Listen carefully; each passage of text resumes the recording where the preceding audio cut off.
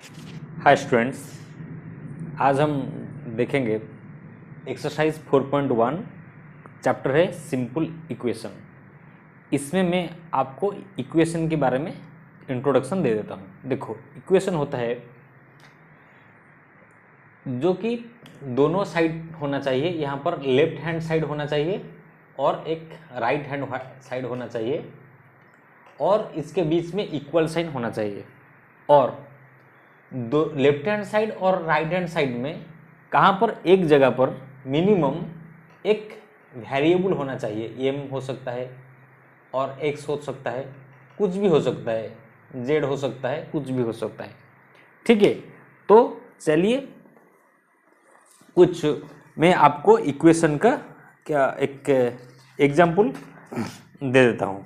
ठीक है, तो देखो यहाँ पर इक्वल साइन के अलावा अगर कुछ greater than, less than, greater than, equal to, इस तरह कुछ होगा तो यहाँ पर इक्वेशन इसको नॉट एन इक्वेशन। ठीक है, तो ये इक्वेशन नहीं होगा, सिर्फ इक्वल साइन होना चाहिए। ठीक है, तो दो एक्सप्रेशन के अंदर एक ही एटलीस्ट क्या एक वेरिएबल होना चाहिए। तो देखो 6, देखो एक आपके बुक्स में दिया हुआ है 2x, एक मैं ले लेता हूँ 2x plus 1 is equal to 5। ठीक है, तो यहाँ पर देखो LHS है और एक यहाँ पर RHS है और यहाँ पर एक जगह पर क्या है, वेरिएबल है यानी कि x है। तो ये हो गया इक्वेशन। ठीक है, तो अब इस इक्वेशन को प्रूव करने के लिए बहुत सारी मेथड को यूज करेंगे, तो हम बाद में देखेंगे। ठीक है, तो चलिए हम अब एक डायरेक्ट एक्सरसाइज को चलते हैं जो कि आपका कंसेप्ट पूरा क्लियर हो जाएगा। क्वेश्चन नंबर 1 देखो, क्वेश्चन 1 में दिया हुआ है कि देखो यहाँ पर इक्वेशन होता है कि नहीं। एक टेबल दिया हुआ है, सीरियल नंबर और इक्वेशन दिया हुआ है और वैल्यू दिया हुआ है। आपके बुक्स में देखो यहाँ पर x प्लस 1 में first part x plus 3 is equal to 0, ये दिया हुआ है इक्वेशन के पार्ट पर, और वैल्यू के पार्ट पर दिया हुआ है x इज इक्वल टू 3। तो यहाँ पर देख रहा है कि बोल रहा है कि ये इक्वेशन का सेटिस्फाई कर रहा है कि नहीं कर रहा है। देखो, सेटिस्फाई करने के लिए इक्वेशन को हम क्या करेंगे, x इज इक्वल टू 3 यानी कि x के जगह पर 3 को रख दो। 3 प्लस 3 इज इक्वल टू होगा क्या, 6। 6 is not equal to 0। That is जो है ये इक्वेशन को सेटिस्फाई नहीं कर रहा है। यहाँ पर आप येस और नो में आंसर देना है, राइट में लिख लो नो। देखो मैंने भी यहाँ पर एक का कर दिया है। नेक्स्ट क्वेश्चन हम चलते हैं। पार्ट ये हो गया 1 और 2 को हम चलते हैं। देखो x plus 3 is equal to 0 दिया हुआ है और यहाँ पर x के वैल्यू को लेने के लिए बोल रहा है 0। तो 0 को लेकर देखो, x का जगह पर 0 लिख दो, 3 कर दो, तो 3 प्लस 0 ये हो जाएगा 3। 3 क्या 0 के साथ इक्वल है क्या, 3 इज नॉट इक्वल टू 0। तो ये भी इक्वेशन नहीं फुलफिल कर रहा है। 3 को चलो, x plus 3 is equal to 0, यहाँ पर x को बोल रहा है कि -3, तो -3 पुट कर देखो, -3 प्लस 3 इज इक्वल टू 0 हो सकता है, हो जाएगा। -3 प्लस 3 कट कैंसिल हो जाएगा, यानी कि कैंसिल हो जाएगा। मैंने प्रीवियस क्लास में बताया था साइन डिफरेंट है, तो आप क्या करो माइनस कर दो, 3 को 3 माइनस कर दो, 0 हो जाएगा, यानी कि ये इक्वेशन सेटिस्फाई कर गया। साइड में लिख दो जो यस लिख लो। तो इसी तरह आपको बाकी सारा इक्वेशन में x के वैल्यू और m के वैल्यू, m जहां पर दिया होगा m हो सकता है, मैंने पिछले जो स्लाइड में मैंने बोला था कि m ले लो, z ले लो, कुछ भी ले लो, वेरिएबल लेना है। m दिया हुआ है, m ले लो, पका कर देख लो कहां पर सेटिस्फाई कर रहा है। जहां पर कर रहा है यस लिख लो, जहां पर नहीं कर रहा है नो लिख लो। ठीक है, क्वेश्चन नंबर 2 को हम चलते हैं।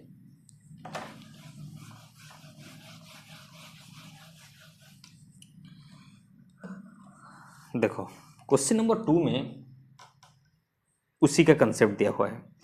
Check whether the value given in the brackets is a solution to the given equation, ये इक्वेशन और नॉट। देखो यहाँ पर n+5, एक देखो n+5 is equal to 19, bracket में दिया हुआ है, n को लेना है 1, तो 1+5 ये तो हो रहा है 6, 6 क्या 19 के साथ इक्वल होगा क्या? तो नहीं होगा, तो यहाँ तो आंसर लिख लो। Check the value of the brackets in the solution given the equation, no not, ये इक्वेशन सेटिस्फाई नहीं कर रहा है। तो इसी तरह n के जगह पर 2 ले लो b में, तो c में ले लो n के जगह, वही n के जगह -2 लेना है, c में b में लेना है -2, c में लेना है 2, तो पुट करके देख लो, आंसर आ जाएगा। तो क्वेश्चन नंबर 2 और 1 एक ही तरह का क्वेश्चन था। तो चलो क्वेश्चन नंबर 3 में हम चलते हैं। देखो question number 3, solve the equation in the following by trial और एरर मेथड। देखो यहाँ ये क्वेश्चन थोड़ा इंटरेस्टिंग है। 5p + 2 = 17, तो 17 को लाने के लिए आपको किस किस वैल्यू को अप्लाई करना पड़ेगा। देखो यहाँ पर मैं आपको बताता हूँ। देखो ये जो क्वेश्चन करने के लिए कोई डायरेक्ट फॉर्मूला आपको नहीं पता चलेगा, आप 2-3 बार करके आप सीखोगे, ठीक है, 2-3 बार करके आप सीखोगे। डायरेक्ट में आप, बहुत सारे बच्चे पूछ रहे हैं, मैं भी जब इसी क्लास में होता था, मुझे ये वाला क्वेश्चन बहुत दिक्कत करता था, ठीक है, बहुत दिक्कत करता था। मतलब है कि मैं कैसे जानूंगा 5p + 2। तो यहाँ ये जो क्वेश्चन है, यहाँ से आपका जो मैथमेटिकल लॉजिक इसी क्वेश्चन से डेवलप होना शुरू होगा। तो आप जो बोलेंगे कि हम कैसे जानेंगे, यहाँ पर दुनिया में कोई फार्मूला इस तरह नहीं है कि आप किस तरह जान लोगे, फार्मूला इस तरह डेवलप, हाँ बाकी में हम देखेंगे। 2 को यहाँ पर लेके जाओ तो उसको अभी छोड़ दो, ठीक है। अभी मैथमेटिक्स का एप्टीट्यूड आपको क्या डेवलप करना पड़ेगा। तो 1-2 साल 3 साल के बाद आप जान जाओगे मैंने क्या आपको बोलना चाहता था, ठीक है। कि आप देखो 5p + 2 = 17 है। अब देखो 5 × p के जगह पर एक बार देख लो, 0 बैठा सकते हो। 5 × p के जगह पर 1 बैठा सकते हो। 5 × p के जगह पर 2 बैठा सकते हो। अगर एक बच्चा अगर बोलेगा कि 5 × 2 के जगह पर 2, 1, 0 बैठा सकते हैं, 10,000 क्यों नहीं बैठा सकते हैं? बैठा लो बेटा, 10,000 बैठा लो। 10,000 क्यों, करोड़ भी बैठा लो, कोई मना नहीं कर रहा है। इस तरह 0 देते ही चलो, 0 का एंड मत करो। तो ये लॉजिक का बात नहीं हुआ, इसका मतलब क्या है कि देखो आप तो जितने सारे 0 बैठा सकते हो, कि जितना बड़ा नंबर लेना चाहते हो ले सकते हो। तो यहां पर आंसर में 17 से तो बहुत बड़ा आ जाएगा। तो इसी की बात मैं कर रहा हूं कि यहां पर p के जगह पर आप कुछ भी नंबर बैठा सकते हो। कुछ भी का मतलब नहीं कि कुछ भी बैठा लोगे तो आंसर आ जाएगा। एक नंबर बिठाओ, वहां पर आंसर आएगा। तो आप इस जो एक नंबर को आप किससे फाइंड आउट करोगे, ठीक है। यह पर बोल रहा है कि ट्रायल और एरर का मतलब होता है कि एक बार आपको देखना ही पड़ेगा। ट्रायल और एरर मतलब होता है कि आपको एक करके देखना ही पड़ेगा। तो कितना तक जाओगे? एक बच्चा बोलेगा 1 कर दिया, 2 कर दिया, 3 कर दिया, 4 कर दिया, 5,000 तक हम जाएंगे। इस तरह नहीं होता है, 1-2 करके देखो, आंसर आ जाएगा। देखो 5 + 0 + 2 = 17 होता है क्या? देखो 5 × 0 ये हो जाएगा 0, तो 2 क्या होता है? नहीं होता है। +2 देखो 17 होता है क्या? 5 + 2 5, 7 ये 17 से नहीं होता है। ये क्या होता है? देखो 5 × 2 10 + 2 12 क्या होता है? 17 से क्या इक्वल होता है क्या? नहीं होता है। तो यहाँ पर देखो 3 लेकर तो देखो 3 + 2 15 प्लस 16 हाँ ये यहाँ पर आ गया 17। देखो मैंने भी यहाँ पर ट्राई किया तो यहाँ पर आ गया 3 को लेने से यहाँ पर आंसर आ गया 17। तो देखो बच्चा बहुत बोलेंगे कि आप करके देख लिया तो इसीलिए हो गया। देखो मैं भी आपकी तरह जब बच्चा था मैं इसी क्वेश्चन में बहुत अटकता था। अब मैंने प्रैक्टिस कर दिया, प्रैक्टिस करने से आपका थोड़ा लॉजिकल माइंड खुलेगा। तो यहाँ पर मैंने क्या बताया, इसी क्वेश्चन से आपका लॉजिकल माइंड डेवलप होगा।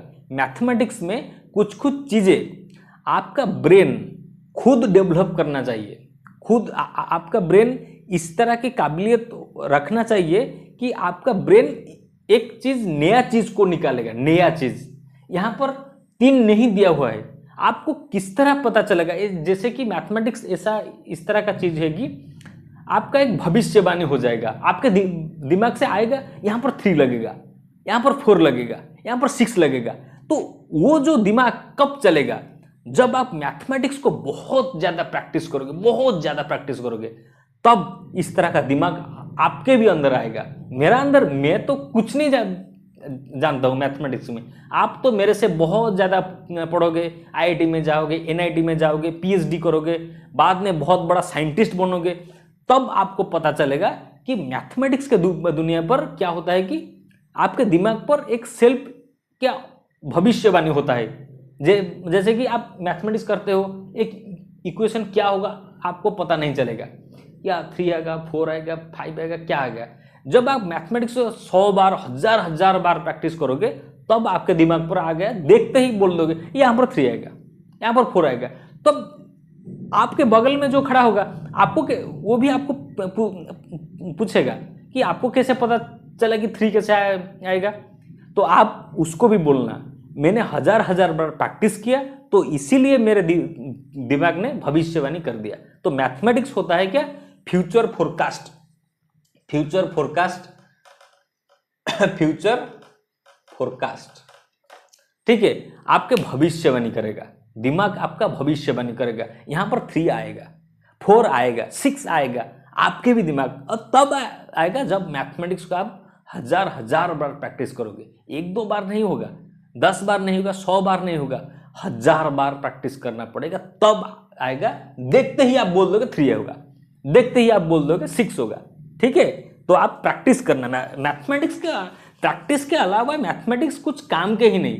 आप अभी समझ जाओगे यहाँ पर हो गया, तब आप कुछ दिन बाद में आपको भी याद नहीं रहेगा, मेरा भी याद नहीं रहेगा। आपको क्या मैं बोल रहा हूँ, मेरा भी याद नहीं रहेगा। ठीक है, तो क्वेश्चन नंबर 3 का पार्ट 2 को हम चलते हैं।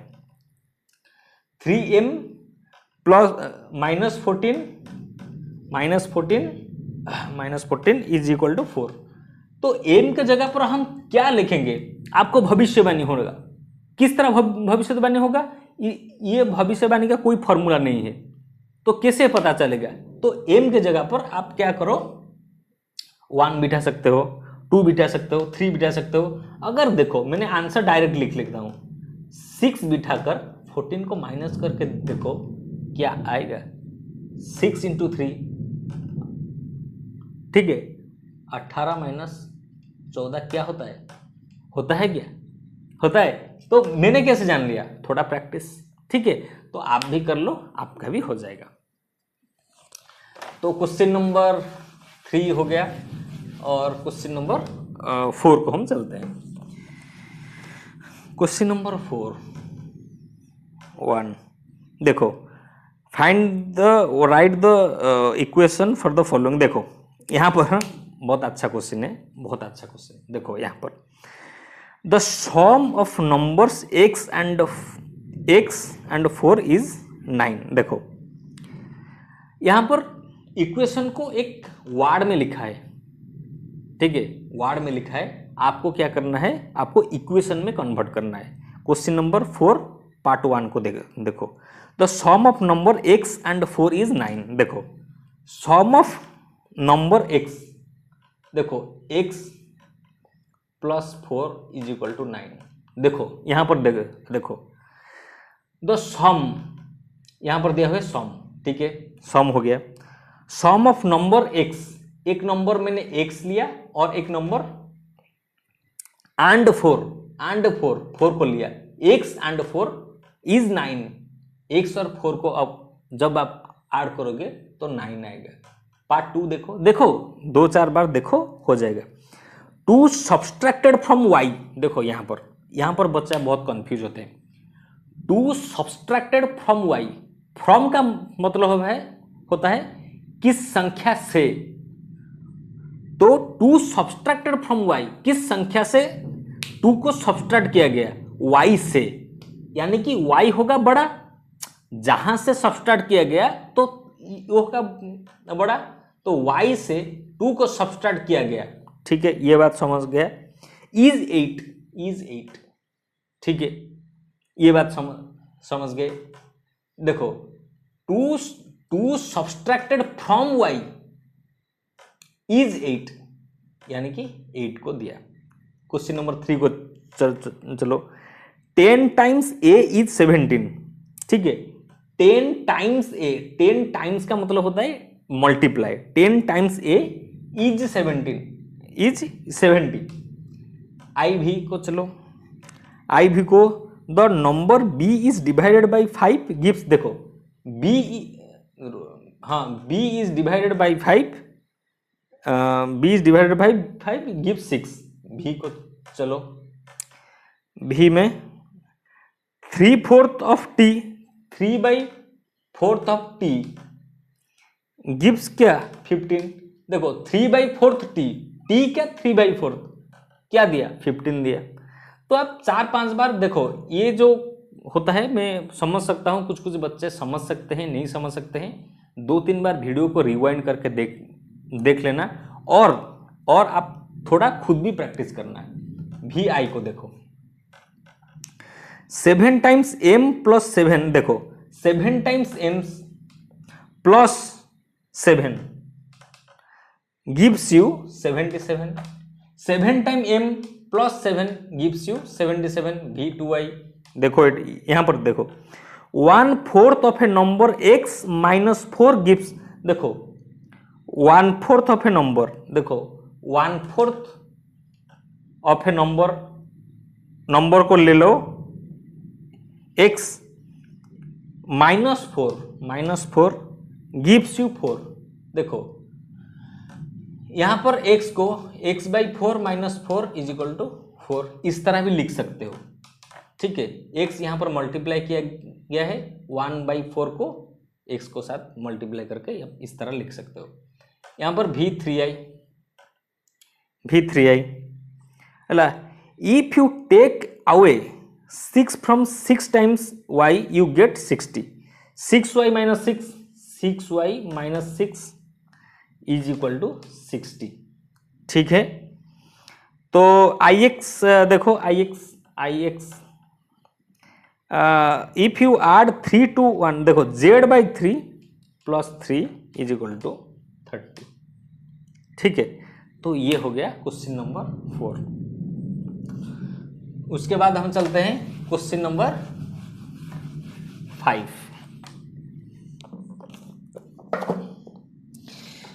चलिए चलते हैं question number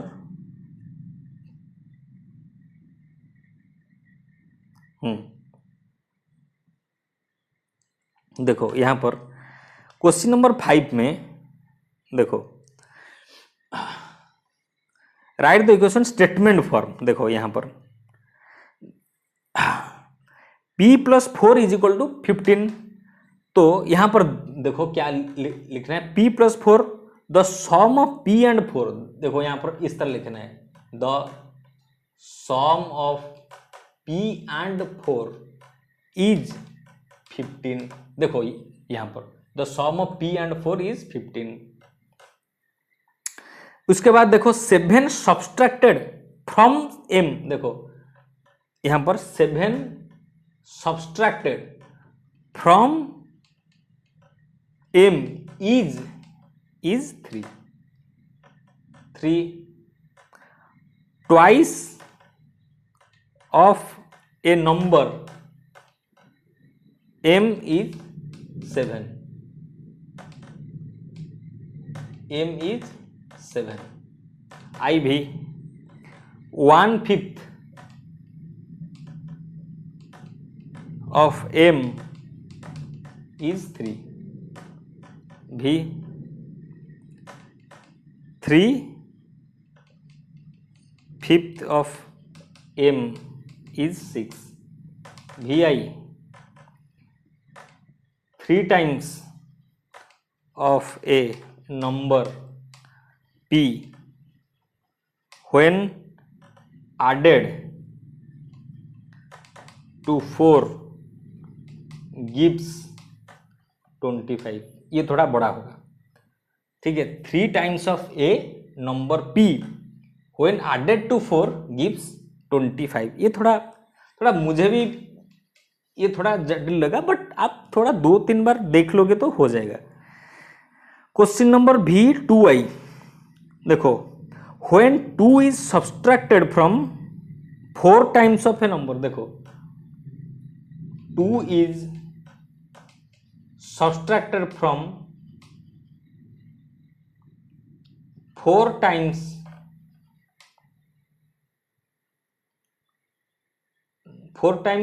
number p gives 18। उसके बाद आता है v3i, v3i को यहाँ पर कर देता हूँ। 2 is added to half of a number p gives 8, ठीक है। तो क्वेश्चन नंबर 6 को हम चलते हैं।